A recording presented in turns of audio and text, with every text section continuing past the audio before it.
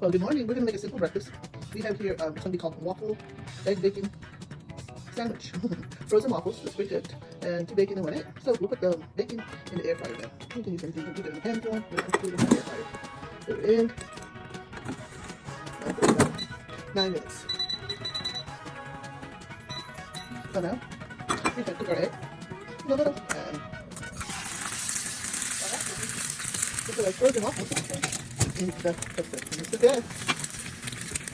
I like cooking it, well, you know, depends on how you like your eggs. I like mine a little easy. So, make sure the bottom is cooked. Then I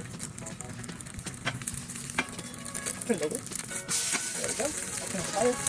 And just everything. Now everything is good. Pull up. Now at first, I'll be able to make everything. Put a little drizzle over. A little sweet. Okay, now put my egg. Alright, now last thing I'm going to put is my bacon. There we go. And that is it. Breakfast, egg, bacon,